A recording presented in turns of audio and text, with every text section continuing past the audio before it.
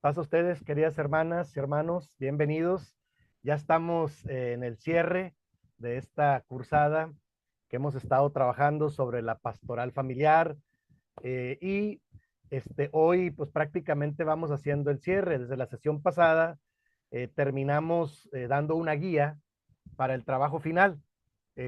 Y yo lo divido básicamente en cuatro zonas o cuatro aspectos, si lo han de recordar. Por ahí se los puse por escrito en el último archivo.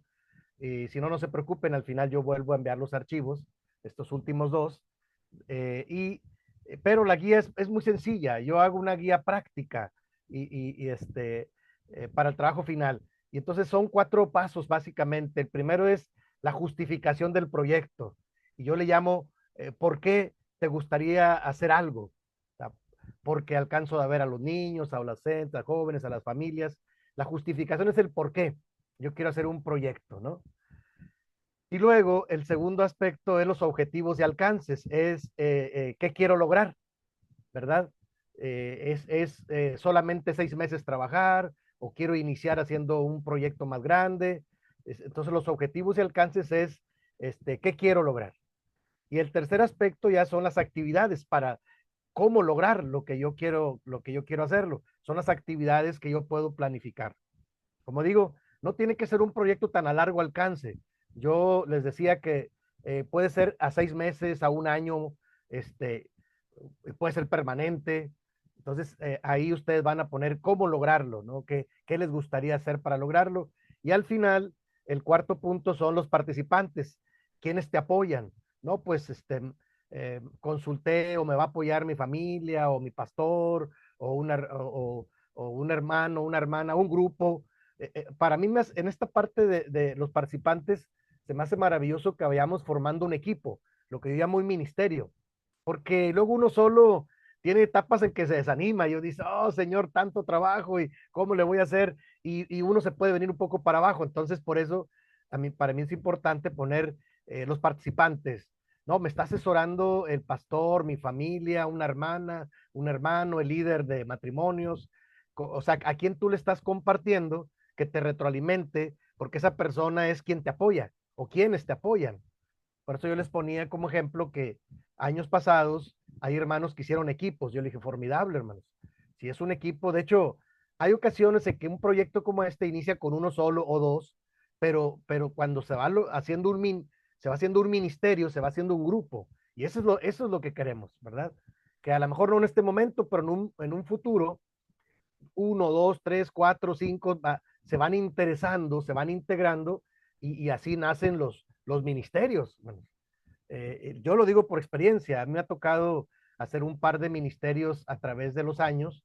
El primero que forjé fue un ministerio para trabajar con problemas con adicciones en la ciudad de Tijuana en los años 90 y empezamos con dos o tres personas, de repente ya tenemos un equipo y logramos, aparte de ir a los centros de readaptación a predicar, logramos tener uno propio de la iglesia, pero eso se logra cuando ya tienes un equipo.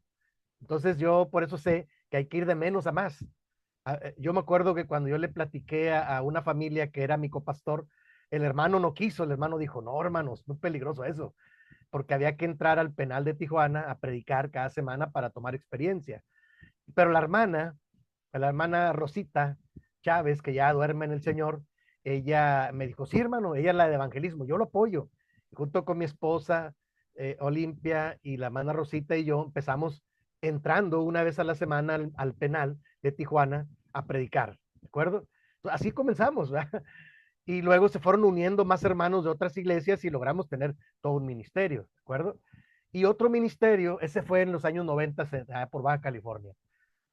Le llamamos centro de readaptación, ¿sí? Hicimos un proyecto y comenzó de menos a más, duró varios años, cuando menos 10 años estuvimos trabajando esos tipos de ministerios por allá. Después me cambiaron de lugar y estuve en Cuernavaca, y los años que estuve en Cuernavaca empecé siendo sobrevedor y empezamos con un ministerio le llamaba yo, Brigada de Servicio Integral. Lo platico para que vean que sí se puede hacer algo. Y yo le decía a mi esposa, oye, pues hay que ayudar a la gente aquí. Hay zonas muy pobres en el estado de Morelos. Nosotros veníamos, imagínense, de Monterrey, de Baja California, llegamos a Morelos, al estado de Morelos, cuando visitaba las misiones, las pequeñas iglesias, pues había mucha necesidad. Y nos impactó mucho que había una hermana que tenía 10 hijos y tenía una mesa con tablones para darles de comer a todos igual. Y llegamos ay, hermanos, si gustan, sí, ahí nos acoplamos. Yo traía suficiente dinero para ir a comer a un restaurante junto con mi familia, pero dije, aquí nos vamos a quedar, vamos a convivir con los hermanos. Y de ahí, al final, vimos que andaban descalzos algunos, y la hermana nos platicó toda su situación. Eh, y después de eso, fuimos a la misión que estaba ahí a predicar, estuvimos todo el sábado. Después de eso, mi esposa me dice, ¿sabes qué? Algo tenemos que hacer. Sí, entonces empezamos a platicar y a organizar. Habíamos hecho algunas actividades en Baja California, en Sonora, pero ahí forjamos un equipo para hacer brigadas de servicio integral. ¿Qué era eso? Ir a una de las iglesias, como yo era sobrevedor, si visitaba una iglesia, una misión, era ir y llevar un equipo de hermanos que llevaban, juntábamos despensas que nos donaban y llevábamos ya hechas despensas para donar, llevábamos folletos, llevábamos un equipo de jóvenes que se vestían de payasitos y de botargas y atendían niños, porque los niños se juntaban muchos ahí en el lugar donde íbamos. Era el pueblo, ahí en el kiosco le llamábamos. Y hacíamos todo el movimiento en el pueblecito y repartíamos folletos y luego a la hora de la comida, las hermanas llevaban comida, repartían lonches y todo eso. Y entonces hacíamos un culto, ya después, un culto corto, yo decía, como es evangelísticos, 30 minutos y predicábamos y al final repartíamos Biblias. Llevábamos quien cortaba el pelo, después llevábamos un doctor, una doctora que fue siendo el equipo. Y logramos varios años, cuando menos los 4 años que yo fui sobrevedor en Morelos, hicimos brigadas de servicio integral y ahí nacieron varias misiones que ahora son iglesias. Yo nada más empecé, yo decía, hay que prender la mecha y después Dios proveerá quién le va a dar seguimiento. ¿De acuerdo, hermanos? O sea, para mí no es algo nuevo y no es algo utópico tampoco. Por eso cuando yo les comparto ahora este tema de las familias, de la pastoral familiar y toda esta parte que vimos sobre la parte informativa de la pastoral para la vida familiar, el desarrollo de la familia, la educación la crianza de los hijos, errores y aciertos, el tema de la sexualidad, la parte informativa está bien porque nos estamos capacitando, pero yo insisto, hermanos, como ya estoy en la parte final, voy a recopilar muchas cosas. Yo quisiera que le apuntáramos, que le apostáramos, que invirtiéramos más en la parte formativa. O sea, ¿cómo le vamos a hacer? ¿Qué vamos a hacer? Cuando menos, ¿qué vamos a intentar hacer cuando tocamos el tema de la familia? Entonces, en la parte formativa, yo les he compartido en esta cursada, pues, un tema como cerrando ciclos nocivos en la familia. Les puse ahí unas pautas de cómo cerrar ciclos, cuando son ciclos, le llamamos ciclos nocivos. Entonces, ah, círculos viciosos también se le llama. Entonces hay que hacer algo para romper ese ciclo. Alguien tiene que intervenir para buscar ayuda, ¿sí? Pero hay que cerrar esos ciclos tratando de hacer un procedimiento. Hablamos también de las familias restauradas en Cristo. Yo les propongo ahí algunos procedimientos pastorales para intervenir, de cómo restaurar a la familia y un procedimiento pastoral también, cómo intervenir ante la violencia y el desborde de la violencia o la identificación de la violencia. Entonces les pongo ahí algunas sugerencias, recomendaciones de cómo intervenir pastoralmente, sobre todo. ¿Sí? Intervenir es apoyar a la persona víctima, pero al victimario también. O sea, porque la palabra es para todos. Y la idea es restaurar, la idea no es juzgar a las personas. Y de los últimos archivos que les compartí fue, recuerdo, este archivo de consejería en tiempos de crisis familiares, yo le llamo. Y yo les decía, bueno, trabajé yo pensando en cómo darles algún procedimiento para intervenir en un procedimiento de acompañamiento y de consejería en tiempos de crisis familiares. Porque luego uno se entera de los problemas y no sabe cómo abordarlos.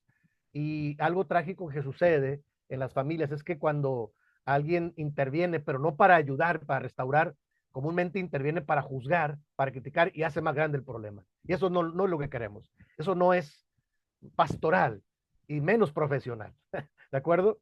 Entonces, ya se dieron cuenta después de estas 5 semanas, casi 6, que sí me gusta trabajar la parte informativa, hay mucha información, pero más me gusta trabajar la segunda parte, la parte formativa. ¿Qué podemos hacer? Porque así como yo he intentado hacer cosas para ayudar, para hacer ministerios, pues hay otras personas que también lo siguen haciendo. O sea, uno aprende de ministerios ya formados, claro. Por ejemplo, yo ahora, en esos últimos años, conocí aquí en Monterrey un ministerio que le llaman Back to Back. Es un ministerio de americanos, pastores americanos, aquí en la ciudad de Monterrey. Y ellos tienen un ministerio muy bonito. Ahí trabaja una joven de nuestra iglesia que trabajó con nosotros y ellos trabajan con niños violentados, abandonados, abusados, y los rescatan y luego los restauran. Tienen maestras, ella es trabajadora social, y hemos ido a un par de cursos, mi esposa también tiene cierto contacto con ellos, pero a mí me gustó mucho ese ministerio porque ellos están enfocados a restaurar a los niños y luego buscarles familias en adopción temporal que los reciban y les den seguimiento de restauración, por o sea, que tengan una imagen de una familia más sana. Imagínense todo el trabajo que hay detrás de eso. Ellos tienen patrocinio de Estados Unidos, tienen personal que van contratando y tienen cursos que van dando. Entonces, yo estuve en un curso sobre trauma. Me gustó mucho su enfoque, sobre todo su parte práctica. Oiga, que y van a varios países también a hacer ese trabajo. Se llama Back to Back. Me gustó mucho. Entonces, yo ahí recuperé esta idea de siempre cuando alguien quiere hacer las cosas y va de menos a más y está bien intencionado y más tiene la bendición de Dios, se puede hacer un ministerio. Yo creo que no tenemos que derrotarnos, hermanos, porque luego uno, cuando ve la parte negativa de no, ¿y cómo le vamos a hacer? ¿Y quién va a ayudar? ¿Y qué va a pasar? Digo, siempre hay gente muy negativa, pero nosotros vamos a trabajar en positivo y vamos a empezar a soñar con los ojos abiertos y vamos a intentar hacer algo desde nuestra iglesia local. Por eso el trabajo va enfocado a la iglesia local. Así he comenzado yo siempre. ¿Qué hacemos como iglesia local? Y luego cuando fui sobrevedor dije, bueno, ¿qué hacemos a nivel distrital? Ya tenemos, no sé, tenía en Morelos veintitantas iglesias, 28 iglesias que atender. Pues vamos fortaleciendo y vamos abriendo otras misiones más. Y se abrieron 2 o 3 misiones que ya son iglesias, porque alguien les dio seguimiento de los que siguieron después de mí. Y cuando trabajé a nivel nacional, pues me di cuenta, por ejemplo, que no crecíamos mucho y me tocó trabajar con el SEMI, el Seminario Misionero, y trabajamos para capacitar y forjar misioneros y misioneras. Y como yo tenía esa oportunidad de trabajar a nivel nacional y de tener poder de decisión y de canalizar recursos, pues contratamos mujeres como misioneras. Ahí están trabajando, siguen dando resultados en México, en diferentes estados de la República. Y cuando yo tengo noticias de ellas o se comunican conmigo, yo estoy muy contento, porque yo lo único que hice fue hacer esto que estoy haciendo con ustedes, abrir el panorama, trabajar la parte informativa que trabajé con ellos ahí en Chiapas, me fui a trabajar un tiempo y luego lo trajimos el SEMI acá a Morelos y estuvimos acercándole la parte informativa. La parte formativa ellos la desarrollaron muy bien, un programa de cómo abrir nuevas misiones en lugares donde no hay nada. Y decían, nos gusta ir donde no hay nada. Y surgieron varios ministerios misioneros y ahí están los muchachos, las mujeres. De hecho, una de ellas, me parece que ustedes la van a identificar, a mi hermana Cindy Ramos, que se acaba de ir a Perú, si no me equivoco, ella era de ese equipo. Lucy Santa María también, ahí estaba en ese equipo, y apenas estaban estudiando y decían, pero ¿cómo, hermanos? Vamos a prepararnos, vamos a orar y Dios pondrá los medios. Y mire, bendito Dios, allá andan por aquella región de Sudamérica, entiendo. Y luego me chatean, nos comunicamos con Orlando y con Lucy, yo tengo gran amistad. Pero nació ahí. Orlando era un pastor en Morelos y él decía, hermano, yo quiero hacer algo más. Le dije, tranquilo, hermano, vamos a orar, usted haga lo mejor que pueda y deje que Lucy se prepare porque ella tiene mucho talento y en algún momento se van a unir y van a hacer un ministerio. Y así están. Bendito Dios. Platico todo esto, hermanos, porque es la práctica. Sí, que nadie los desanime, que digan, no, hermano, el hermano dice, pero no se puede, porque siempre hay voces negativas. A mí me gusta empujar, encauzar, iniciar, prender la chispa, la mecha, digo yo. Y luego Dios provee gente que se va uniendo. Y ellos también, las personas van creciendo. Y ahora veo diferentes ministerios en diferentes lugares. Y esa es una de mis pasiones. Hermanos. Lo sigo haciendo. Ahorita traigo un proyecto con jóvenes y adolescentes aquí en la ciudad. La semana platiqué con un joven que me dice, hermano, ¿qué hacemos? Y entonces le digo, mira, hijo, se puede hacer esto, esto y esto. Me dice, yo le ayudo a hacer algo virtual, equipe un grupo de líderes para que los oriente virtualmente. Sí, dije, hagan la plataforma y yo puedo ayudarlos. Son jóvenes de aquí en la ciudad que tienen mucho talento, mucha capacidad, son profesionistas, varios de ellos, algunos estudian, pero dice, no hallamos orientación, no hallamos motivación. Y entonces yo le dije, pues me invitaron a tomar un café, nos pasamos 5 horas ahí. A mí mientras iban café, yo ahí estoy platicando y me preguntaban y me entrevistaron y yo les dije qué podemos hacer y tenemos que darle seguimiento por si algún momento escuchan. Yo tengo, de hecho, un proyecto, finalmente les digo, para ir al tema. Yo tengo un proyecto desde hace ya un par de años que empecé soñando aquí con ustedes, con esta materia. Cuando hace algunos años mi hermano Abraham me invitó a dar este tema y yo empecé a trabajar en el temario, en cómo desarrollar y cómo capacitar, equipar y todo esto, todo este material, recopilé de diferentes lugares donde había yo recibido para compartirles esta cursada. Me nació una idea y después de dejar de ser pastor aquí en la iglesia, después de 6 años, pues las familias siempre tienen necesidad y forjé una página que le llamo Familias Restauradas. Solamente voy iniciando, todavía no le he subido material ni menos conferencias, pero lo voy a hacer con ayuda de Dios.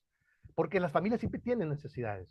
Le llamo Familias Restauradas a la página. Uno de mis hijos me ayudó a hacer la página y anhelo dar pequeñas cápsulas cortas de 15 minutos sobre este tipo de temas que tocamos y dar herramientas y dar motivación y luego canalizar para dar el acompañamiento y la consejería ya a nivel personal. O sea, la idea es tocar el tema, los temas, diferentes subtemas y si surge un aspecto de acompañamiento y consejería, eso es algo privado y lo podemos hacer donde quiera que esté, porque hoy en día se puede hacer virtualmente. Los que viven en la ciudad, pues bueno, pero mi idea es tocar los temas, no evadirlos y luego orientar y acompañar a las personas que quieran trabajar los temas ya a nivel particular. Yo hacer trabajo de acompañamiento y consejería siempre, cada vez más profesional y sobre todo pastoralmente. Bueno, son proyectos que yo tengo, hermanos, para que vean que sigo soñando. Sigo soñando con hacer algo para seguir trabajando con las personas y especialmente con las familias. Y bueno, hoy les comparto este último archivo, hermanos. Este archivo que está basado en la última semana. Esta última semana le llamamos Sanando las diferentes etapas de la vida.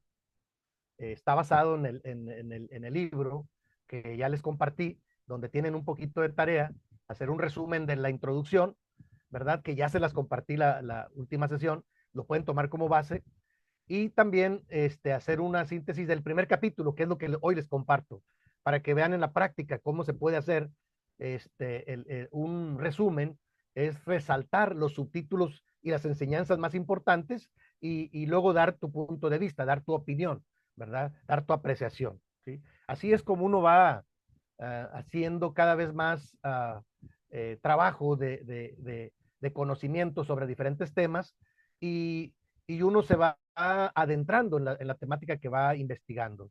En este caso, estamos hablando de cómo restaurar a las familias. Y por eso el tema de hoy, o el archivo de hoy, tiene este mismo título, ¿no? La sanación a través de las 8 etapas del desarrollo humano, ¿sí? ¿Qué es lo que plantea el libro Cómo sanar las 8 etapas de la vida de los hermanos Lin? El pasaje de Mateo 11:28 es un pasaje que yo comenté en la última sesión. Ahora lo dejo ahí para que lo tengan claro cuando revisen también los hermanos que están a la distancia. Mateo 11:28 es un pasaje clave para mí, porque cuando Jesús hace el llamado en Mateo 11:28, que aquí lo tengo, dice la palabra de Dios así, eh, venid a mí todos los que estáis trabajados y cargados, y yo os haré descansar. Llevad mi yugo sobre vosotros y aprended de mí, que soy manso y humilde de corazón, y hallaréis descanso para vuestras almas, porque mi yugo es fácil y ligera mi carga. Amén. Mateo 11, del 28 al 30. Entonces, hermanos, eh, los hermanos Lin, ya creo que a esas alturas, si ustedes ya le dieron una revisada al libro, que lo subimos al sílabo, me parece maravillosa la propuesta de ellos. La sesión pasada yo hice el resumen y resumíamos de cómo ellos pretenden, o ellos lo hacen trabajan con muchas personas en diferentes partes del mundo para ayudarles a sanar a través de las 8 etapas del desarrollo humano, identificando en un trabajo terapéutico, ellos identifican en qué etapa de la vida fueron dañados, si en la infancia, en la adolescencia, en la juventud, en la adultez, puede ser en la ancianidad también, porque los ancianos, los adultos mayores luego también reciben bastante daño, ¿verdad? En muchos casos. Y cuando se identifica, entonces ellos hacen un trabajo de oración e intercesión por las personas. Y en el trabajo terapéutico, a la hora de estar orando por ellos les piden a la persona que inviten a Jesús a esta etapa, a este evento trágico, para que se den cuenta que no estaban solos, sino que ahí estaba Jesús acompañando en esta etapa, estaba presente, observando, y por eso él puede sanar y restaurar esa etapa de la vida, porque él conoce todas las cosas y él es experto en restaurar y en sanar. Y por eso es que hoy yo preparo este último archivo, que vamos a hacer una síntesis del capítulo 1 ya del libro que tanto he estado hablando, de la sanación a través de las 8 etapas del desarrollo humano, basadas en la teoría de Erik Erikson. ¿De acuerdo? Déjenme avanzo un poquito más. Son pocas filminas hoy, solo son 4. Y bueno, ¿qué podemos rescatar de este primer capítulo? Los aspectos utilizados para ayudar a las personas y en su sano desarrollo, según Erickson, ¿sí? Ellos dicen, bueno, las personas tienen que tener un sano desarrollo. ¿Y por qué no siempre tienen un sano desarrollo? Bueno, por las crisis, por los problemas, por el pecado. O sea, ellos también tienen pasajes bíblicos que mencionan en el libro que vale la pena también considerar. Y como punto número 1, yo rescato el énfasis acerca de lo que es una persona sana, ¿sí? Hoy en día es un gran debate, hermanos, ¿eh? Ahora, yo sigo estudiando, ya les platiqué, y uno de los grandes debates es ¿qué, qué, ¿cómo se considera una persona que está enferma?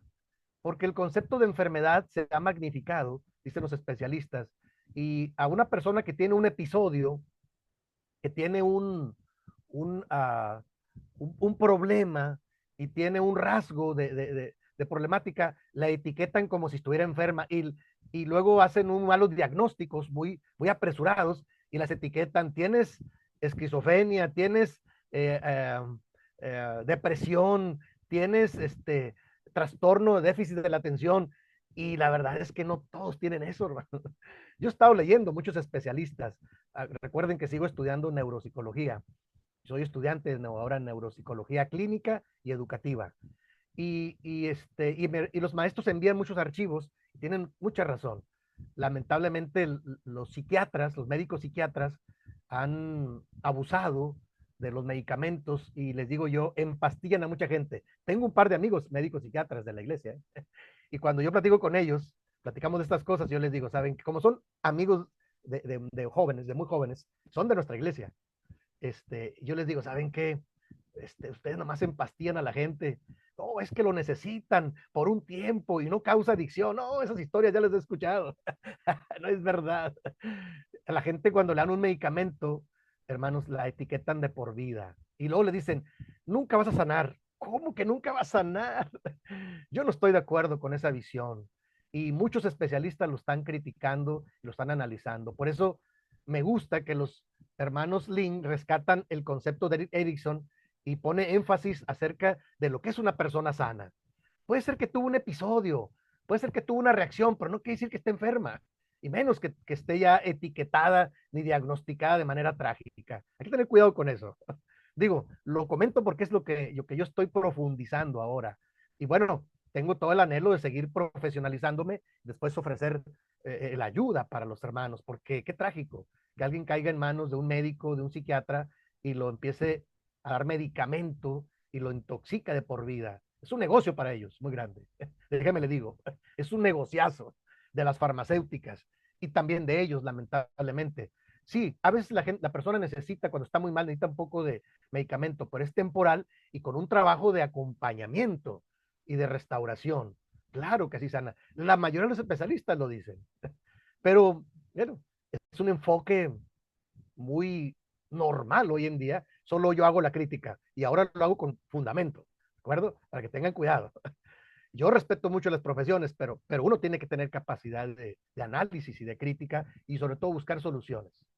Sigue diciendo ahí el primer punto, un ser humano integrado que va desarrollando las virtudes, incluyendo su área espiritual, se debe iniciar por buscar la salud integral en vez de la enfermedad. Es lo que yo estaba diciendo, ¿no? El apartado 1. O sea, el énfasis debe ser buscar su restauración y su salud integral, incluyendo su área espiritual. Hoy en día saben que muchos especialistas, cada vez más especialistas, ya están considerando el área espiritual.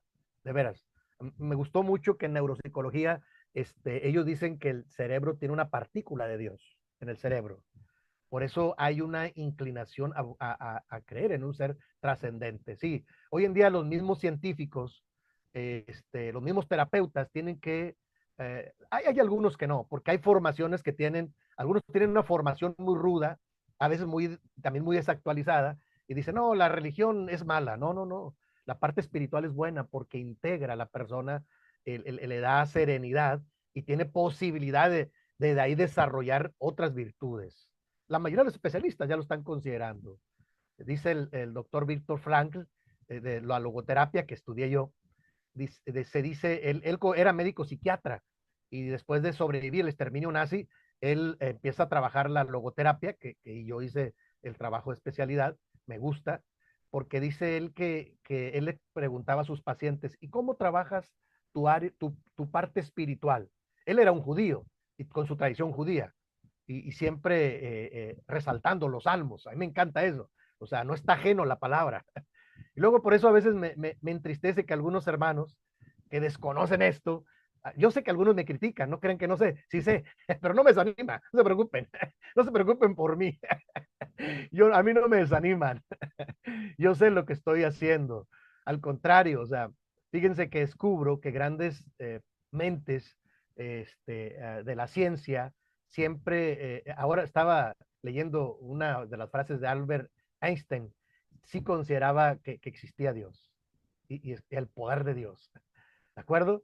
Pero hay algunos que en su ignorancia agarran la parte por el todo y bueno, el punto uno lo que dice es, si vamos a ver una persona, vamos a buscar su desarrollo integral y su salud en lugar de concentrarnos en la enfermedad. Vamos a recordar cómo, ok, tiene esta parte enferma, pero vamos a buscar la salud completa, incluyendo el área espiritual, porque la persona es un ser integral. Hermanos, muchas personas encuentran su sanidad en una oración. Claro que sí. Nosotros los creemos como cristianos. ¿Están de acuerdo conmigo? Claro que sí. Eso no me gusta cuando de repente yo escucho diagnósticos que les dicen, oye, dice el médico que no hay más que hacer. Yo les he platicado estas experiencias que he tenido y me ha pasado, no sé si 3, 4 o más veces, estar en eventos con hermanos que les dicen así. Ahora, de hecho, tenemos un caso aquí en Monterrey de un hermano que llegó acá de Veracruz. Su hijo tiene cáncer en la sangre, en la médula ósea, y está en el hospital, es vecino mío. Ayer me habló. Yo siempre le digo, ánimo, hermanos. Dios provee los medios. Y dice, sí, hermano, fíjese que me dijeron que ya no había nada que hacer. Y de repente llegó una persona por un conocido que tenemos en la iglesia, que trabaja en el sindicato, y le están haciendo un tratamiento nuevo, muy caro para su cáncer que él tiene. Es muy joven, el muchachito tiene 14 años.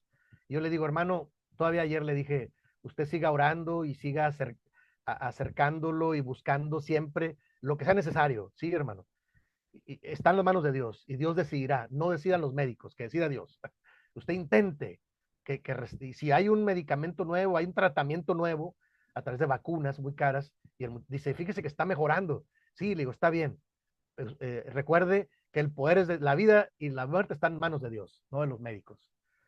Y entonces yo he visto muchos casos donde les dicen, no hay nada que hacer, Vamos a orar, hermanos, y que le intenten y de repente mejora. Bendito Dios. Es el poder de Dios. ¿De acuerdo, hermanos? Es el punto uno. El énfasis acerca de lo que es una persona sana, no en la enfermedad de las personas. La persona puede enfermar, pero temporalmente. No quiere decir que esté toda la vida enferma. Me parece que es un error cuando les dicen es una enfermedad y siempre va a estar enfermo. Me parece que es un error. Pero bueno, por eso digo que los médicos a veces por ahí se equivocan, los psiquiatras también. Y bueno, pues lo van a tener como paciente toda la vida, claro. Por ahí hay una crítica muy fuerte, muy profesional, no es una crítica al azar, ¿no? Ok, los hermanos Lin nos rescatan. Vamos a apostarle a creer y cómo se desarrolla una persona sana, incluyendo su área espiritual, y debemos buscar la salud integral en lugar de estar buscando las enfermedades. Como número uno, dice en el capítulo uno. Número dos, dice ahí, el desarrollo que no se tuvo antes se puede tener después. O sea, todo se puede sanar. Hay poco que no se pueda remediar después y mucho que se puede prevenir completamente. ¿Qué quiere decir? Ellos dicen, ahorita lo explicamos en el punto 3, que cuando un niño, por ejemplo, un adolescente es abusado o se enfermó, de repente dice, ¿por qué se enfermó? Y entonces detiene su desarrollo emocional, a veces su desarrollo físico, intelectual, se detiene su desarrollo.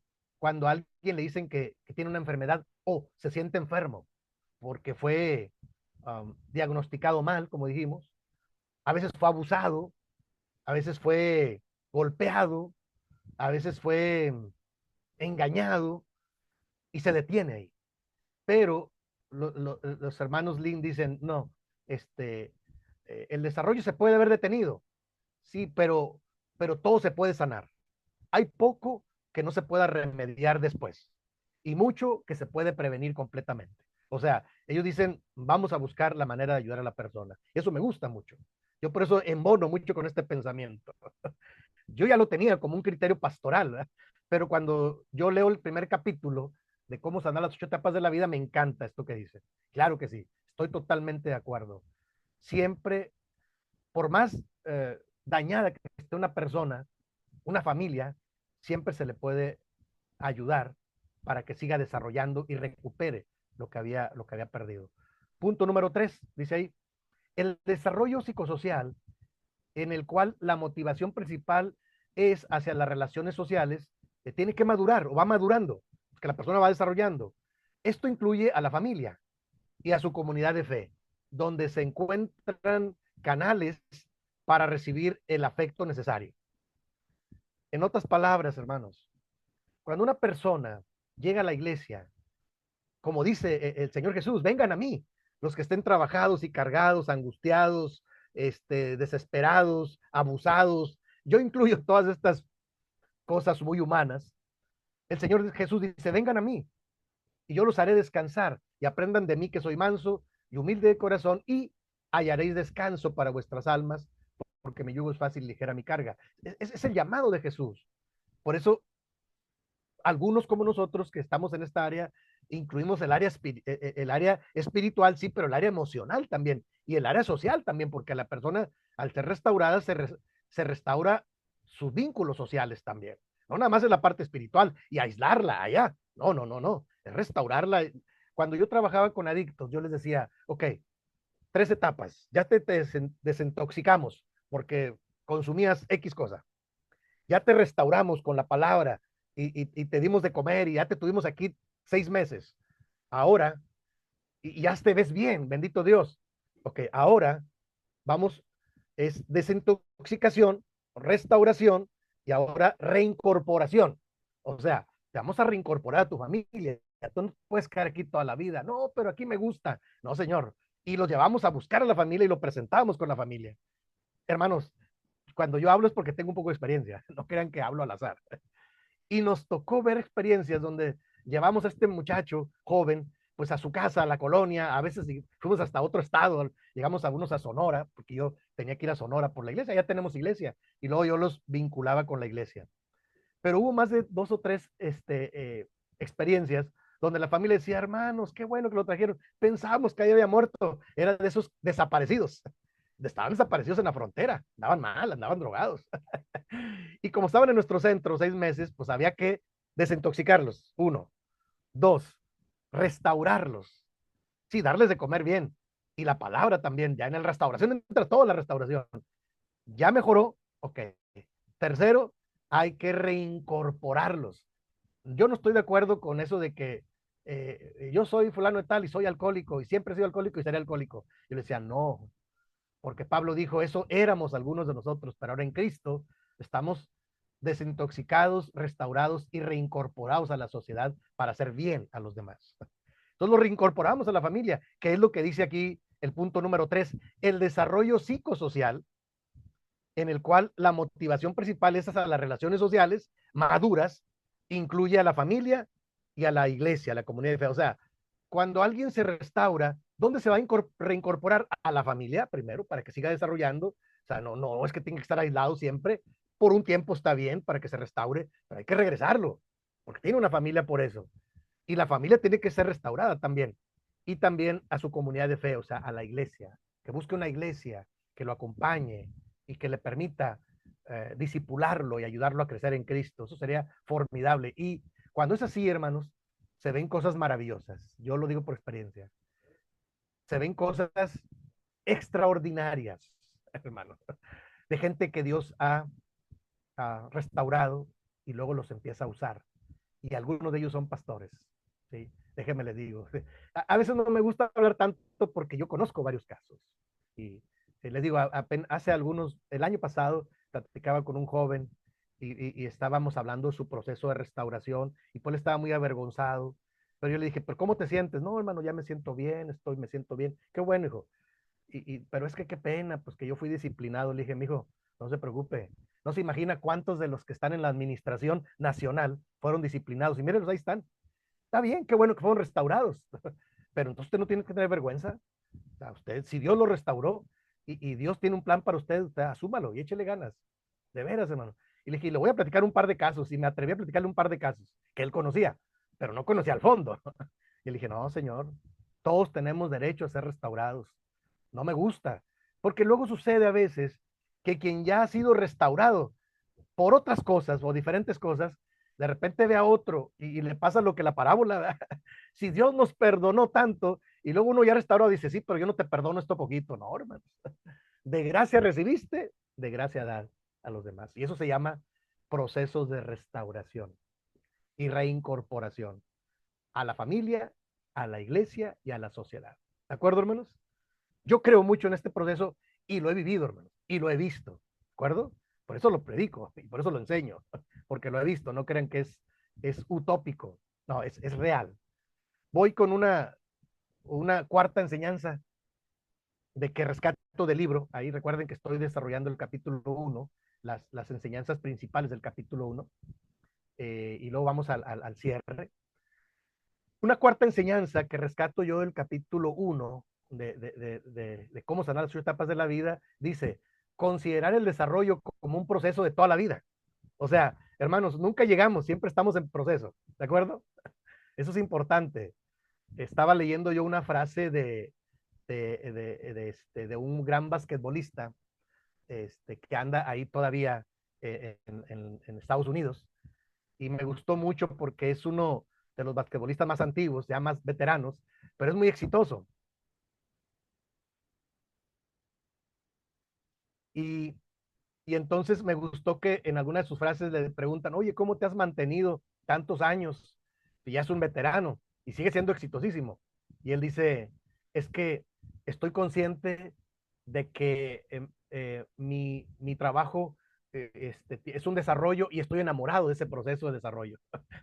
Entonces siempre está actualizando y siempre está intentando, y es un hombre exitosísimo, ¿no? En la NBA, ¿no?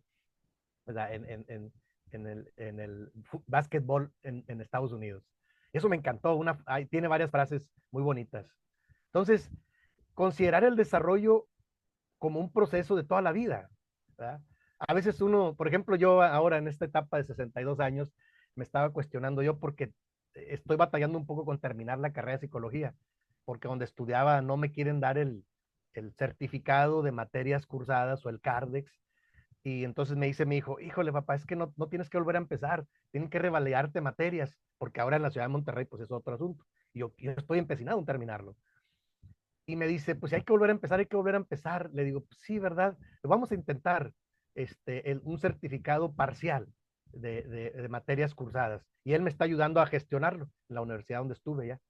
Y le digo, pero ¿sabes qué? Ya en estos días dije, ¿sabes qué? Vamos a intentarlo, pero si hay que volver a empezar, voy a volver a empezar. ¿Cuántos años son?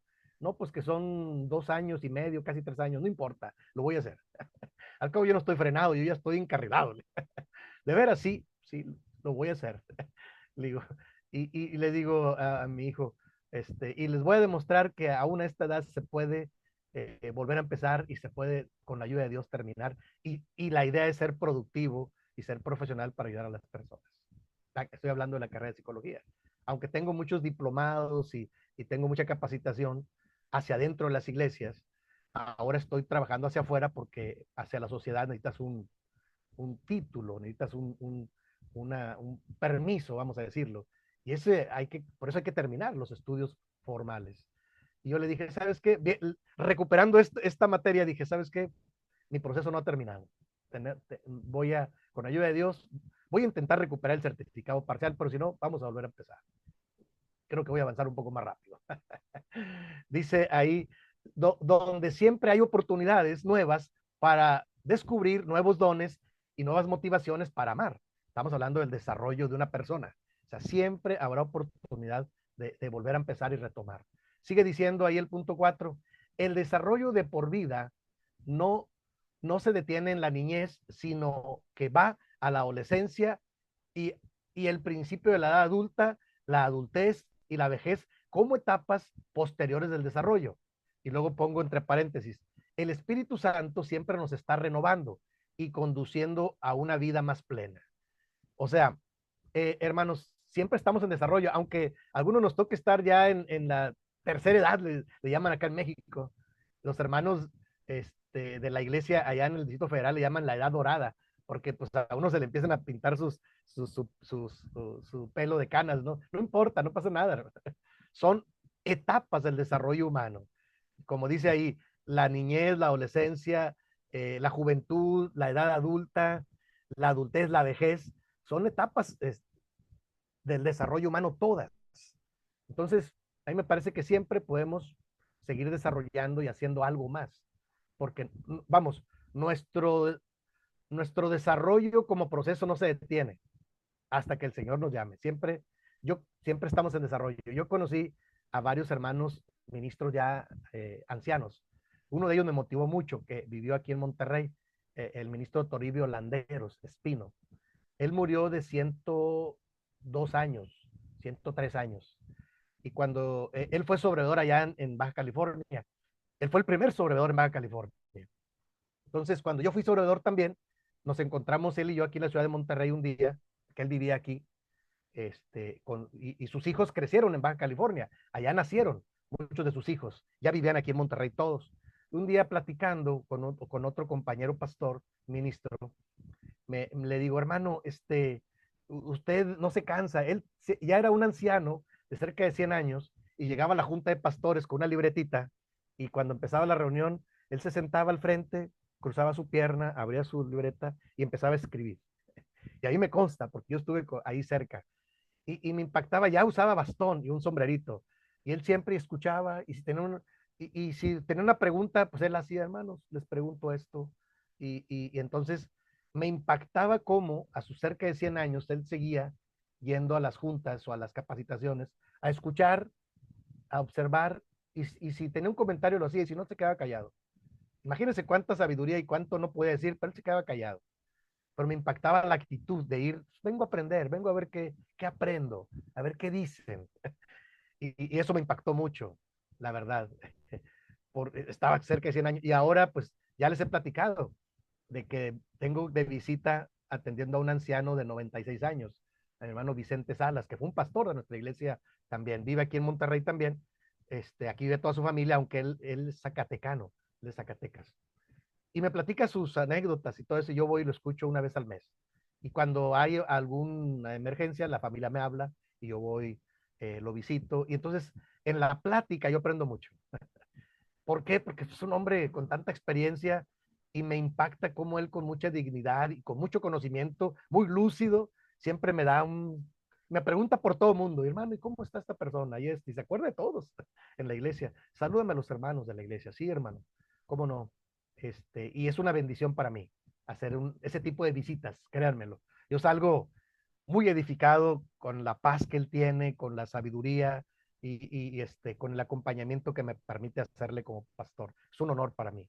Entonces me doy cuenta que no hay edad para terminar. O sea, es el proceso de la vida y el desarrollo humano que se va. Son las etapas diferentes de la vida. Y como pongo ahí, siempre el Espíritu de Dios nos sigue renovando, conduciendo a una vida más plena, a la edad que tengamos.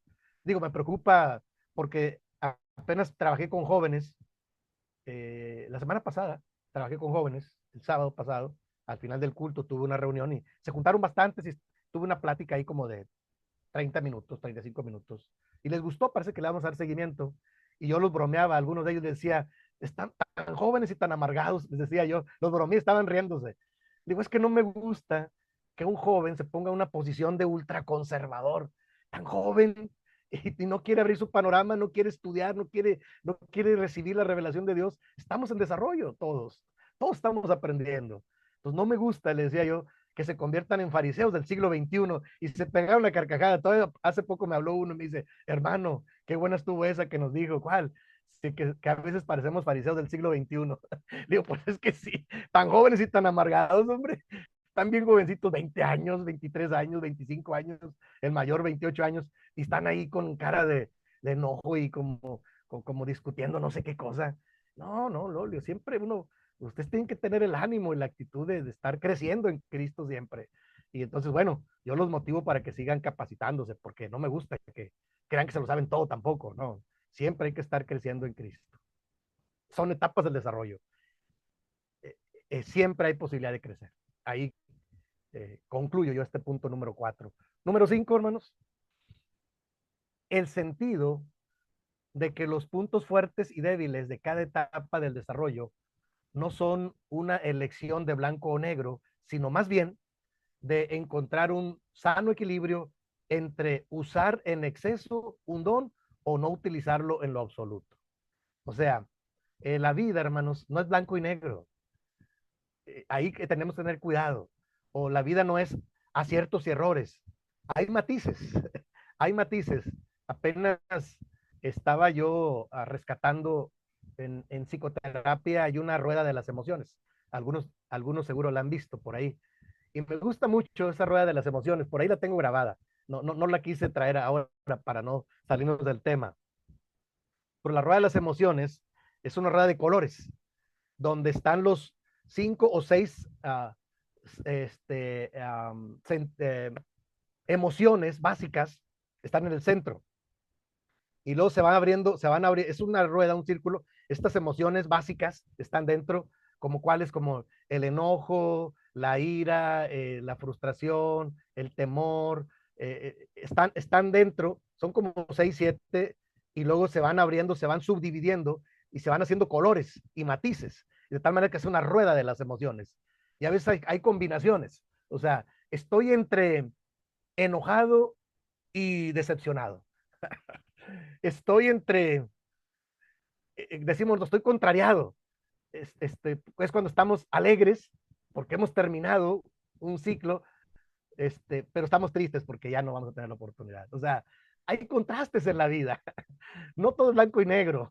La vida es de matices de colores. El arco iris es de diferentes colores, por eso. Entonces, por lo que dice aquí, que el sentido de que los puntos fuertes y débiles de cada etapa del desarrollo no son una elección en blanco y negro. O sea, tenemos que tener la apertura, hermanos, para dar la posibilidad de que nos podemos equivocar, ¿sí? Bueno, y si me equivoco hay que enmendar, hay que corregirlo, es todo lo que hay que hacer. Aprender de donde nos hemos equivocado y vamos a intentarlo una vez más mejorándolo. Entonces, tiene sentido, hermanos, que en cada etapa del desarrollo que vamos creciendo, que vamos experimentando, no lo veamos como solo errores y aciertos, no. A lo mejor, a mí me gusta decir, vamos de menos a más Y si no lo hicimos bien la primera, en la segunda lo mejoramos. Son dichos que yo he dejado como enseñanza donde yo he sido pastor. Entonces los que ya me conocen siempre le dije, hermano, una vez más, sí, hermano, ya sabemos. Vamos a intentarlo y vamos a mejorarlo. Así es. Ya saben lo que voy a decir.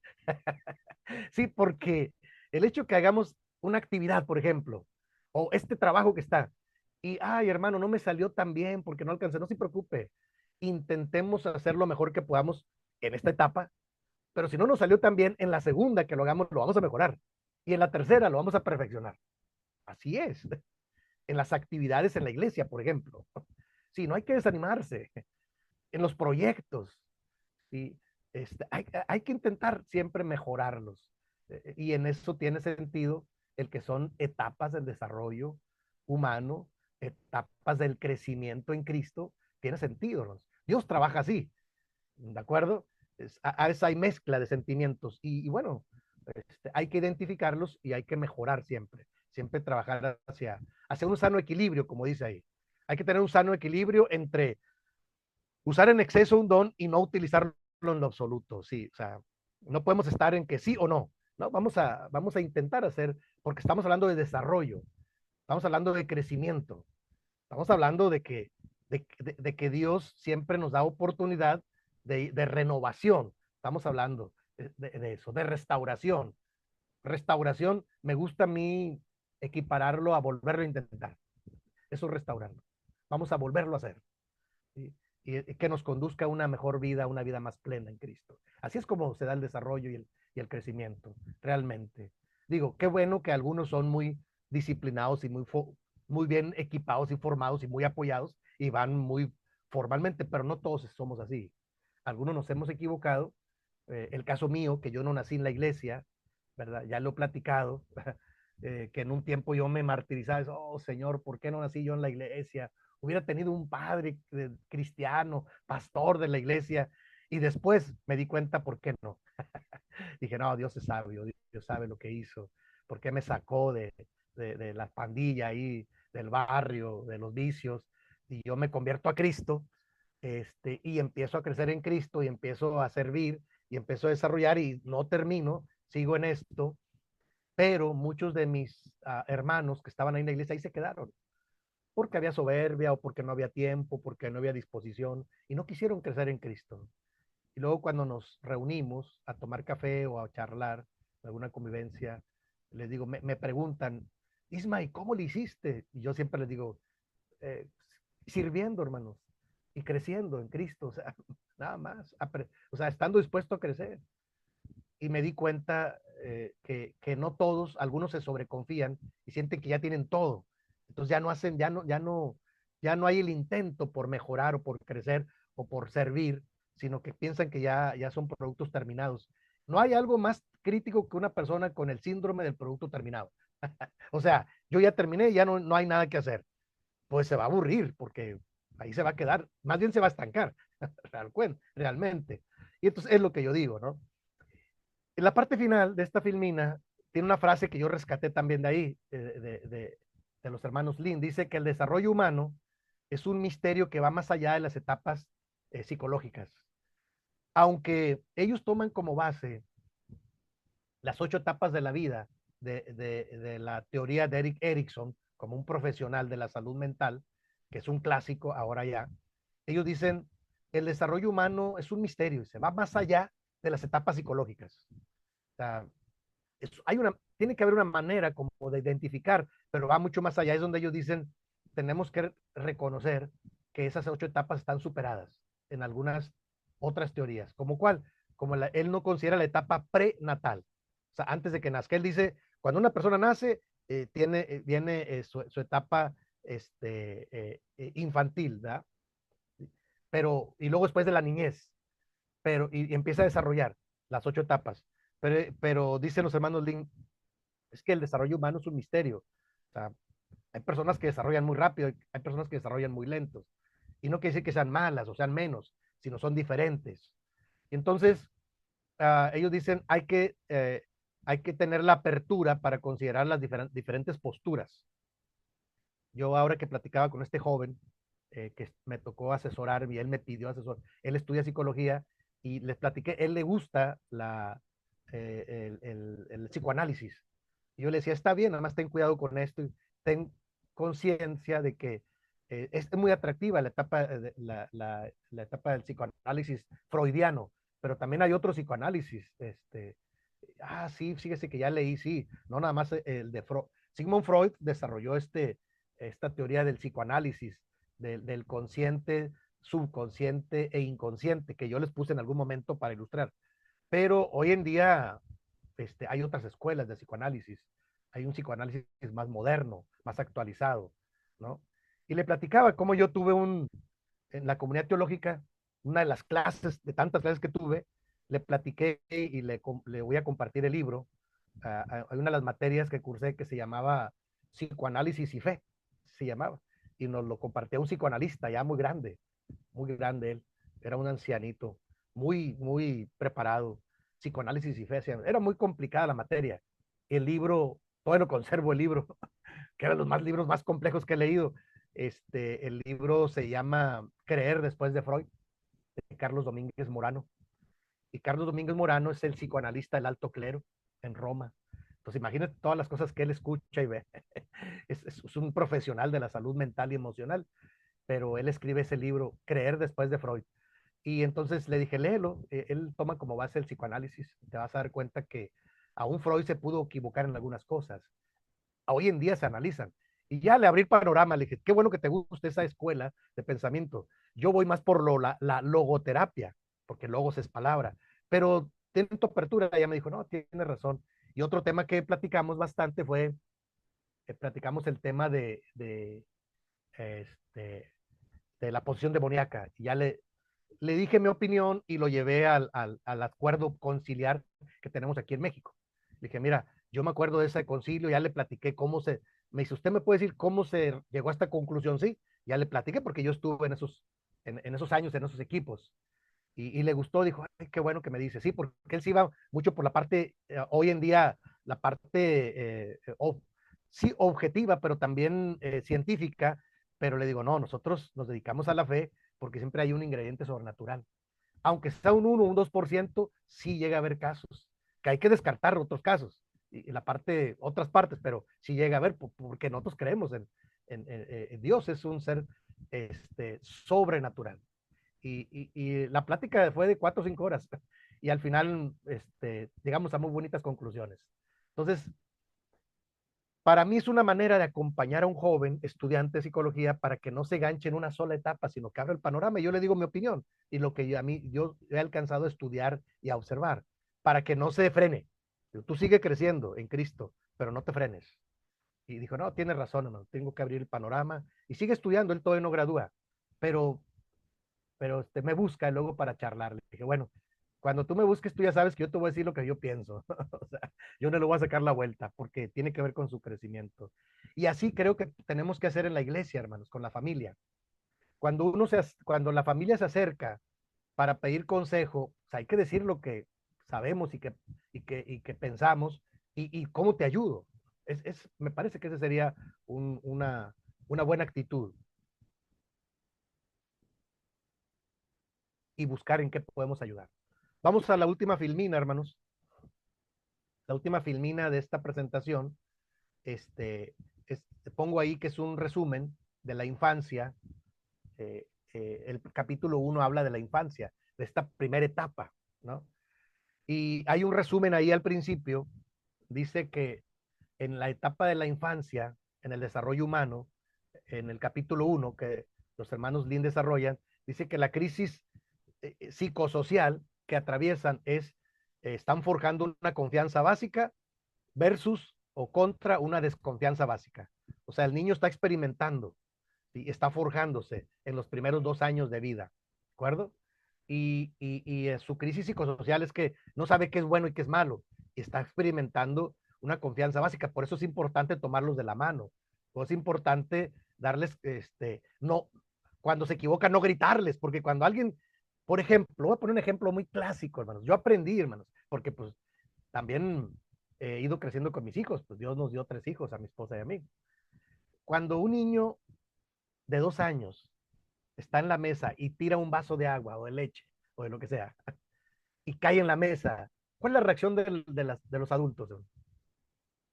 Sobresaltarse, y saben que el niño se espanta y dice, ¿a quién maté? ¿Qué hice? Él no entiende que su motricidad, todavía no está al 100%, o sea, no tiene el equilibrio y la madurez motriz que los adultos tenemos. Y él está experimentando y cuando se cae o tumba algo, o quiebra algo, lo peor que podemos hacer es enojarnos o espantarnos porque él piensa que hizo algo malo. ¿Saben qué va a pasar? Va a crear un trauma en su cerebro que decir, no lo vuelvo a hacer y no me vuelvo a exponer. Es un ejemplo nada más de muchos que puedo poner.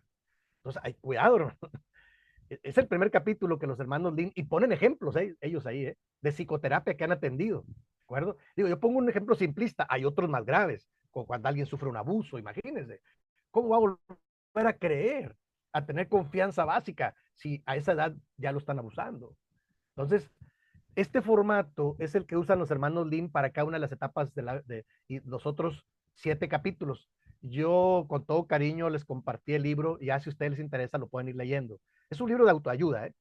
Y por eso tiene este formato. Quise ir terminando con este formato porque es el mismo formato, pero de acuerdo a la edad que van, al capítulo que van avanzando y a la edad que van desarrollando. Me parece interesante. Si a algunos les gusta el desarrollo humano, hay mucho material ahí, o algunos son estudiantes, hermanos, eh, pueden consultarlo. Me parece un buen punto de vista.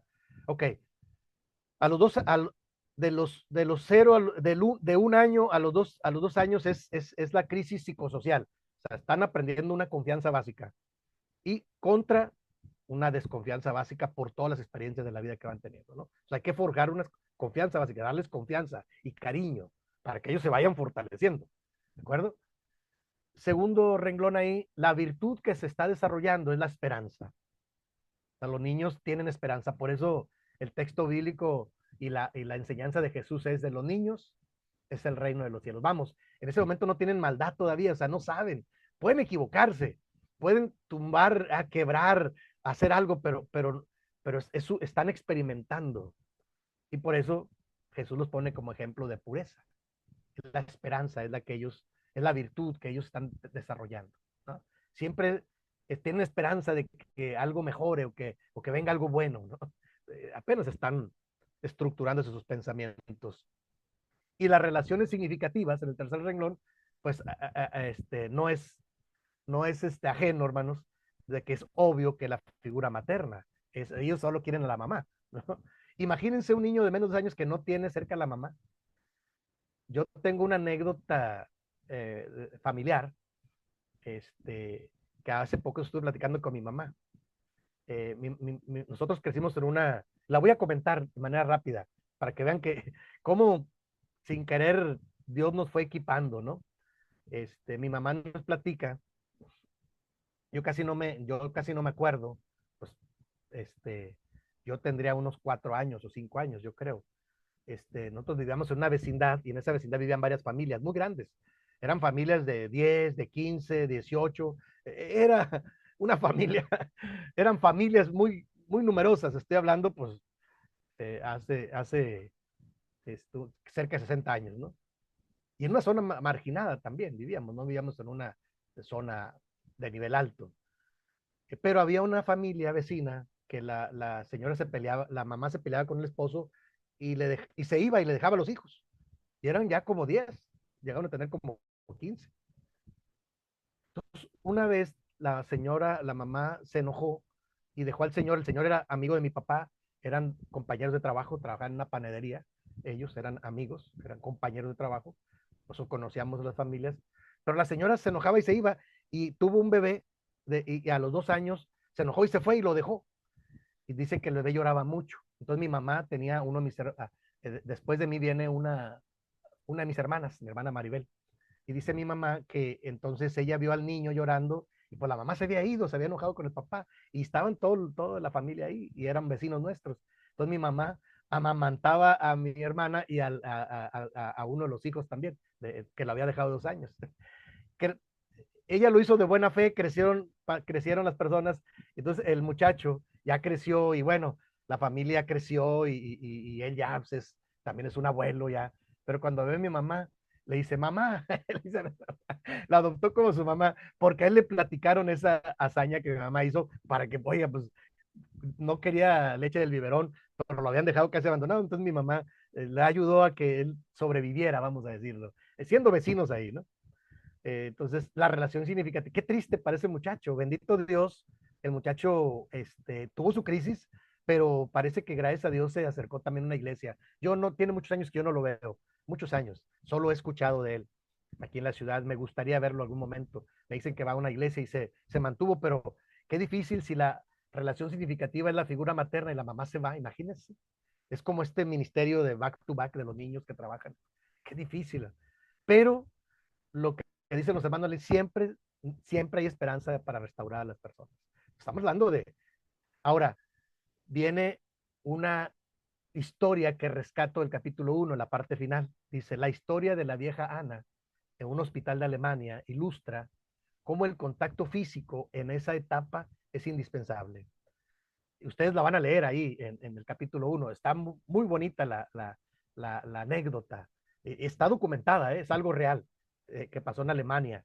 Un hospital, los niños que nacían enfermos morían. Todavía estaban inventándose las incubadoras que ahora hay. Antes no había. Imagínense en Alemania, el frío. Dice que muchos niños que nacían morían, dice ahí la anécdota. Es una historia real, como digo, está documentada en los libros de medicina. Ahí dicen los datos y todo. Pero yo rescato esto, dice, la historia de la vieja Ana en un hospital de Alemania ilustra cómo el contacto físico en esa etapa es indispensable. Después de la intervención médica, ella cargaba a los pequeños por horas como una función sustituta de su madre y muchos se recuperaban y porque ella vio que muchos morían. O sea, los niños que nacían enfermos los operaban y los ponían allá, y la mayoría morían. Y ella se dio cuenta que cuando ella lo hizo con uno o con dos, los, los, los, los apapachaba, vamos a decir, los abrazaba y ellos sobrevivían. Y entonces de ahí se hizo todo un programa en los hospitales de Alemania de mujeres sustitutas de madres que en los hospitales cargaban a los niños para que no se vinieran para abajo sus defensas. Y como dije, yo puse el ejemplo de mi mamá, ¿no? Que mi mamá en su buena fe, todos los que somos hijos lo bromeamos. Y ella dice, pues yo lo hice de buena fe. Y el muchacho hasta la fecha, todavía, muchos años, él, cuando mi mamá cumplía años, él llegaba con un regalo. Y él decía, es que usted es mi mamá. Mi mamá, no, yo no soy tu mamá, yo nada más te apoyé y no sé qué. Y tenemos gran amistad con esa familia. Y bueno, es una familia muy grande aquí en la ciudad. Y el ejemplo de la vieja Ana, que era una enfermera, una mujer que se dedicaba a cargar a los niños, y se dieron cuenta que sobrevivían y lo documentaron y lo hicieron un programa en varias ciudades de Alemania, en varios hospitales, y creo que hasta en diferentes países lo siguen haciendo por las mamás sustitutas, ¿no? Porque, y ahora las familias sustitutas, me gusta mucho ese programa. Yo por ahí de repente me invitan a alguna capacitación y me gusta mucho convivir y opinar y estar capacitándome con ellos porque le digo yo a mi esposa, en algún momento que tengamos las condiciones lo vamos a poder hacer. Claro que sí, sí, jalar a uno de esos niños. Le digo, todavía no ahorita porque estamos arreglando la casa y todo eso, pero teniendo adaptada el lugar, y teniendo la preparación y los medios, claro que sí, podemos ayudar temporalmente a algunos de esos chicos para que crezcan y que Dios les bendiga y que puedan desarrollar y crecer. Si lo hizo esta persona y lo han hecho muchas personas, porque nosotros no. En algún momento, ¿no? No siempre estamos preparados, pero sí, creo que en algún momento se puede hacer. Entonces, esta anécdota viene ahí en el capítulo 1, la parte final del capítulo 1.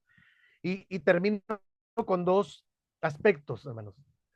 El contacto físico es la base de la confianza y el afecto. Alguien, hermanos, fíjese lo que le voy a decir. Yo me he encontrado con personas que no están acostumbradas al contacto físico. O sea, nunca recibieron cariño de los papás, porque algunos crecimos con papás duros. Y no se imagina esas personas cuando tú los quieres abrazar, se hacen a un lado, no permiten que los abraces. Hay muchos casos así. Y yo por eso, cuando tengo la oportunidad con los muchachos, yo les pongo la mano en el hombro. Y hay que tener cuidado. O sea, hay personas que son reacias al contacto físico porque nunca lo recibieron.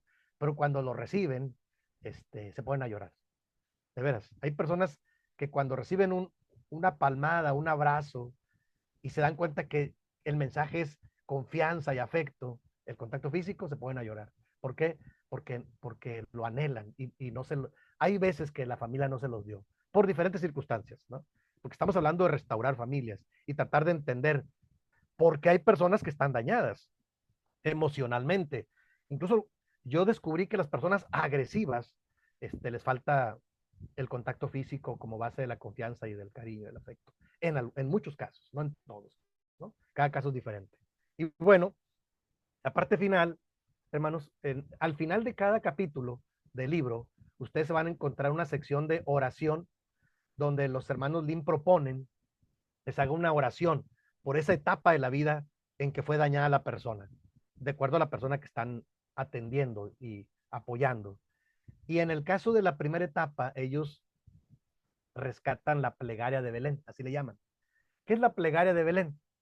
Es el sustento bíblico que ellos proponen, es que Jesús, el Señor Jesús, el Hijo de Dios, también fue un niño. Y Lucas capítulo 2 lo ilustra.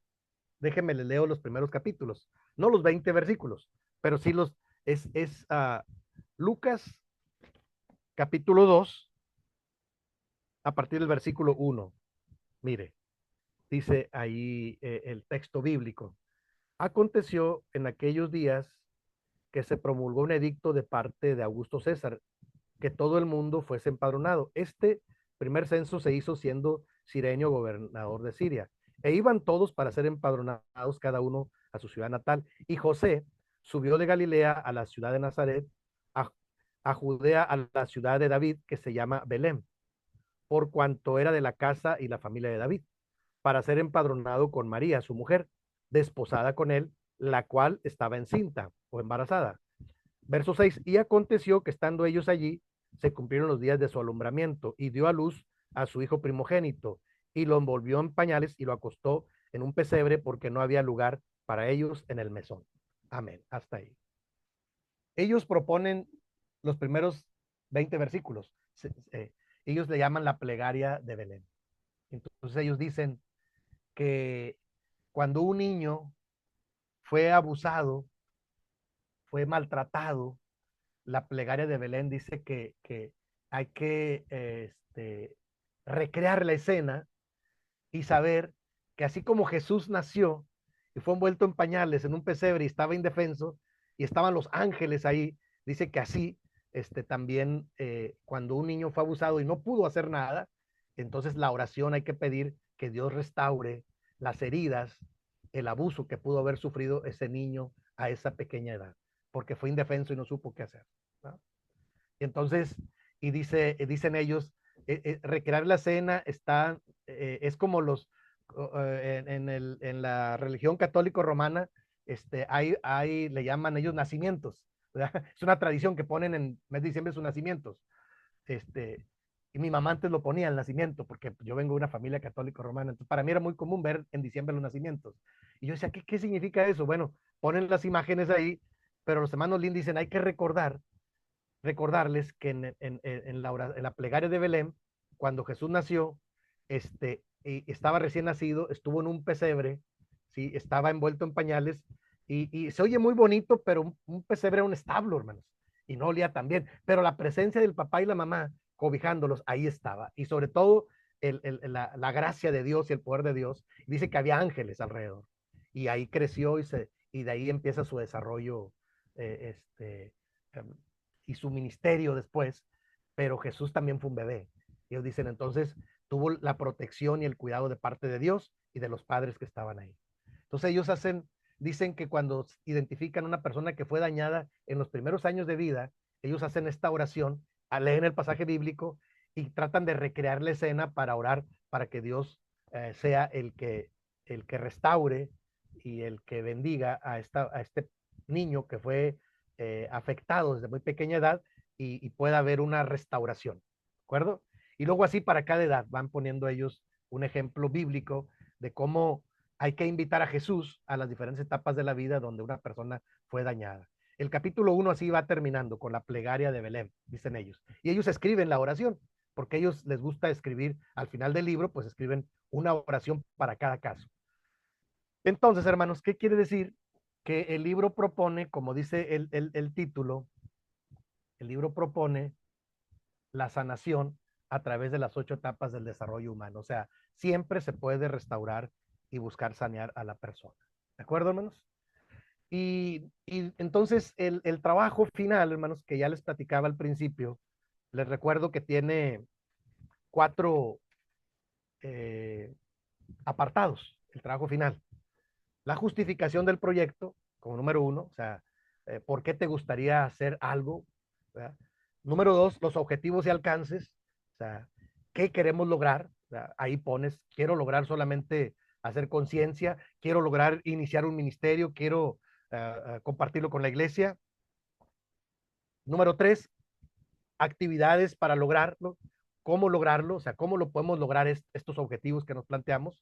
Y número 4, los participantes, quienes te apoyan, cuando menos en oración, hermano, ayúdame en oración para hacer un proyecto porque quiero, he visto esta necesidad en mi iglesia local y quiero hacer un proyecto para niños, para adolescentes, para jóvenes, para toda la familia, para ancianos y quiero cumplir con no solo quiero cumplir con el trabajo de la tarea final, sino que también tener un proyecto inicial que se lo pueda ofrecer al pastor, a los líderes y en algún momento podamos tomarlo como una base para intentar hacer algo, como yo decía al principio, hacer un ministerio para restaurar familias. Como les platiqué yo, mi anhelo de mi página que se llama Familias Restauradas. ¿Por qué? Porque a mí me gusta restaurar familias y lo hemos hecho. Cuando les confieso, como conclusión, hace 2 años que ya por diferentes razones ya no pude ser pastor, aunque yo lo anhelaba, la verdad. Se los confieso porque es una pasión que yo tengo.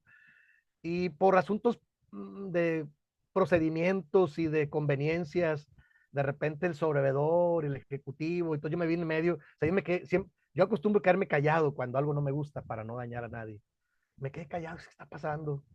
Y de repente me dijeron, pues ya hay un pastor nuevo. Ah, caray. Entonces yo dije, bueno, está bien. No, pues cuenten con mi apoyo. Usted ya va a ser un ministro en retiro. Está bien, hermano. Está bien. Y claro, y la iglesia me da una pensión. Está bien. Entonces regreso a casa y me sentí muy raro el primer día, el segundo sábado, el tercero. Y entonces yo le digo a la familia, ¿saben qué? Yo me siento muy extraño sin ser pastor. O sea, si llego así como, ¿qué voy a hacer? Y bueno, aprendí a llegar a observar y le dije al pastor, hermano, cuente conmigo cuando usted necesite. Sí, hermano. Y sí, me dice, el próximo sábado me toca predicar, por ejemplo. Me programa él de vez en cuando con los jóvenes ahora, con adolescentes, con la femenil, me invitan a dar temas. Entonces ya empecé yo a activar, pero me sentí muy mal el dejar de ser pastor oficialmente, ¿no? Estuve orando a Dios, hermanos, y de repente dije, a ver, este, este llamado a ser pastor, ¿me lo dieron los hombres o me lo dio Dios? Me lo dio Dios. Yo tengo que respetar a los pastores que están y yo les tengo mucho respeto. O no opino, no me meto en nada, o sea, a menos que me pregunten. Pero le dije a mi familia, ¿saben qué? Y me dice mi esposa, ¿qué vamos a hacer ahora? Le digo, vamos a hacer lo que siempre hemos hecho, hija. ¿Qué hemos hecho los últimos 30 y tantos años? No, pues trabajar con familias. Eso vamos a hacer. Vamos a hacerlo, no por nuestra cuenta, sino vamos a hacer un ministerio y ofrecerlo a la iglesia, quien quiera. Y entonces de ahí nació la página Familias Restauradas. Apenas voy a darle vida y voy a invitar a muchos de ustedes del Sebaid que han tomado estas clases conmigo para que recuerden estos temas que yo doy. Y tengo todo un proyecto para darle vida a familias restauradas. Dije, vamos a hacer lo que siempre hemos hecho, restaurar familias y acompañarlas en un proceso de crecimiento. Eso es un ministerio que tenemos, hija, y nadie nos lo puede quitar. Y vamos a complementarlo con donde se pueda. Entonces, de ahí que después me sorprendió cómo Dios, y nos pusimos a orar, vamos a orar, Dios sabrá dónde, cuándo, cómo. Y luego alguna familia me habló, hermano, queremos que nos apoye porque mi familia está muy desgregada y quiero que nos apoye abriendo un grupo familiar como aquellos que tenía antes, en mi casa un día a la semana y nos venga a dar temas un día a la semana. Sí, hermano. Y voy a juntar a mi familia, a mis hijos. Sí, cómo no. Entonces ya empecé a ir a uno y luego a otro. Y así, tengo grupos familiares de acompañamiento pastoral, así les llamo ahora. Y luego ya me invitaron a predicar. Entonces ya ahora sí tengo invitaciones y tengo cosas que hacer. Y bueno, el agradecimiento, aprovecho el agradecimiento al CEBAID y a los directivos porque me permiten compartir estas cosas. Hermanos, siempre hay algo que hacer, concluyo, en favor de las personas, y las personas son parte de una familia. Y si identificamos una familia que debe ser restaurada, hay que apoyarla con algunas de las herramientas que yo les he compartido, con el ánimo y la orientación. Cuentan conmigo siempre, pero sé que ustedes lo saben hacer y lo pueden intentar hacer ahora de mejor manera con este curso que hemos tenido, esta cursada, como ustedes le dicen. Yo estoy muy agradecido con Dios por la oportunidad que me dan de poder compartir estos materiales. Créanme que me obligó a mí a sentarme, a orar a Dios, decir, ¿cómo puedo ayudarles a mis hermanos a compartir este subtítulo? Y empezó a escribir. Y bueno, esto me da margen para abrir este ministerio de familias restauradas, para acompañar a familias que me invitan a un grupo familiar, a una visita, a veces a un hospital, porque uno de los integrantes está enfermo y con todo gusto me avisan y yo voy aquí en la ciudad. O alguien que se quiere conectar conmigo para platicar, con todo gusto. Buscamos el momento y platicamos. Hoy en día estos medios son maravillosos. Y ya nos damos cuenta como familia que este ministerio de restaurar familias siempre está vigente, porque siempre hay cosas que restaurar y siempre hay algo más que aprender, porque el tema de la familia es un tema que siempre está vigente y siempre está de moda. Entonces, con esto que yo les he compartido, hermanos, este, hasta ahora, hasta aquí, yo estoy contento. Habrá algunas cosas más que sigo desarrollando, como el tema de las redes sociales y en la educación, como el tema de la neuropsicología en la educación. O sea, siempre se puede ayudar a estar creciendo y cuidando nuestra parte emocional, que hay maneras, hay ejercicios, pero en algún otro momento me tocará fortalecer y complementar este curso, esta cursada, que con todo cariño siempre busco cómo irlo actualizando y cómo irlo mejorando. Y seguiré mientras pueda, compartiendo con mucho cariño. Así es que hasta aquí, ¿alguna pregunta, algún comentario, hermanos? Vamos a ir a la parte final porque le voy a dejar unos últimos minutos a mi hermano Abraham Marín Llera como director del CEBAID, porque él me hace el favor de invitarme y yo con todo gusto pues trato de esforzarme en darle lo mejor que puedo hacer. Para mí ha estado muy clara sus clases, hermanito. No alcancé a ver todas en vivo, pero bueno, estoy haciendo el esfuerzo por repasarlas y ponerme al corriente con los trabajos.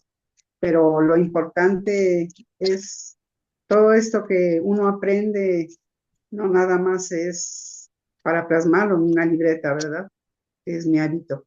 A pesar de que sé que puedo ver las clases, me gusta anotar, pero el ponerlo en práctica yo creo que será una bendición, tanto para mí compartir como para el que reciba.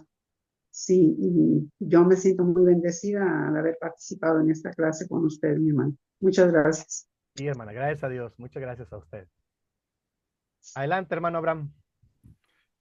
Bueno, muchas gracias, gracias Pastor Ismael, gracias como siempre, sumamente agradecido por su predisposición, por siempre su ánimo y sobre todo por su corazón de pastor, por abordar estas temáticas que como usted dice son fundamentales en la vida cristiana y tiene que ver con la familia. Las relaciones familiares son muy complejas, son muy diversas, pero creo que los principios cristianos que ha expuesto en clase son muy buenos vectores de guía, son muy buenos faros que nos permitirán a nosotros pues ir ubicando, ¿no es cierto?, las mejores expectativas y los mejores deseos que Dios tiene para hacer de nuestra familia una familia de bendición. Pastor, muchas gracias, gracias por su tiempo, gracias por su dedicación y su responsabilidad. Aunque si bien es cierto, este grupo en particular este año fue muy poquitito, son muy pocos los alumnos, pero bueno, cada uno de ellos representa una esperanza de no solo cambiar en nuestras propias familias, sino también influir para generar cambios en las familias de la iglesia y podamos tener iglesias más sólidas, iglesias más espirituales, iglesias donde reine el respeto, la comunicación, el amor, la tolerancia, todos esos aspectos, ¿no es cierto?, que hacen que nuestra experiencia familiar pues sea placentera, no sea perfecta, porque no hay ninguna familia perfecta, pero sí placentera, ¿no? Al menos sí, sí disfrutando de la bendición que nos da. Gracias, gracias, Pastor Ismael. Y bueno, a todos nuestros alumnos, deseo que Dios les bendiga y que, bueno, puedan gozarse en hacer este trabajo final que el pastor le está haciendo, porque no solamente se trata de acreditar la materia, ¿verdad? Eso es, creo que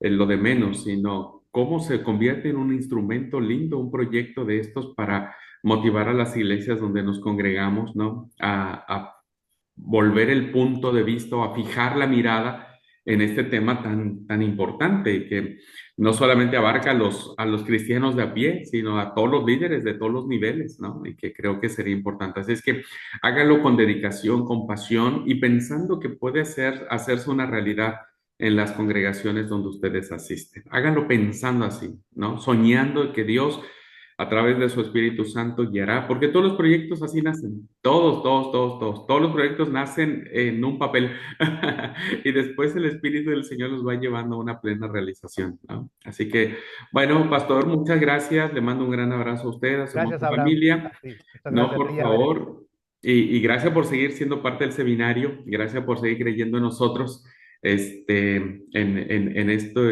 en esta aventura, como siempre digo, que ya gracias a Dios vamos por el quinto año de estar, ¿no? Y uno no lo puede creer, pero ya, gracias a Dios, vamos en el quinto año y confiamos en Dios que sean muchos años más. Pues déjenme orar para cerrar esta Sí, cursada, así que por favor, les claro que sí. invito a que oremos. Padre amoroso y todopoderoso, te damos gracias, oh Señor, por darnos a todos y cada uno de nosotros la experiencia de ser parte de una familia. Tal vez algunos tenemos buenas experiencias, algunos, Señor, hemos tenido muy malas experiencias de sufrimiento, de abusos, de muchas cosas, Padre, que se dan en el seno familiar. Pero cualquiera que sea la circunstancia, siempre nos das la oportunidad de reencontrarnos, de reconciliarnos, de poder encontrar, Señor, el objetivo que tiene el amor que nos une como familia. Padre, gracias por esta cursada. Permite que las familias de todos nosotros, de los alumnos, puedan ser familias de bendición, familias que reencuentren el camino si lo han perdido, familias que puedan seguir avivando el amor entre ellos, que puedan seguir cuidándose mutuamente. Padre, gracias te doy por la vida del pastor Ismael, gracias por permitir que sus dones, su experiencia, su corazón de pastor puede estar siempre a disposición de la formación de nuestros alumnos. Bendícelo a él, a su querida esposa, a sus hijos, Señor, y que todos sus proyectos sean siempre guiados bajo la dirección y la unción de tu Espíritu Santo. Cerramos este tiempo de enseñanza en la esperanza, oh Padre Celestial, de que todo lo que hemos aprendido lo tomarás y harás de ello una bendición para cada uno de nosotros. Te damos la gloria y te honramos en todo momento en el nombre poderoso de Cristo Jesús, Señor nuestro y Salvador, desde ahora y para siempre. Amén. Amén. Amén. Pues muchas gracias. Gracias, pastor. Le Gracias, mando un hermano. gran abrazo y bueno, seguimos en contacto. Claro que sí. Dios los bendiga, hermanos. Muchas gracias por todo. Cuídense mucho. Saludos a sus familias, también a los hermanos que aprenden a través de la distancia de los videos. Cualquier cosa, yo sigo la orden. Que Dios los bendiga mucho. Gracias, Gracias, Abraham. amigo. Saludos Gracias, a gracias. Berenice Gracias, y gracias, gracias, amigo. saludos a la familia, hermana Irma. Dios le bendiga. Saludos a su familia. Dios le Dios los bendiga. bendiga. Bueno, pasen lindo. Pase usted. Chao.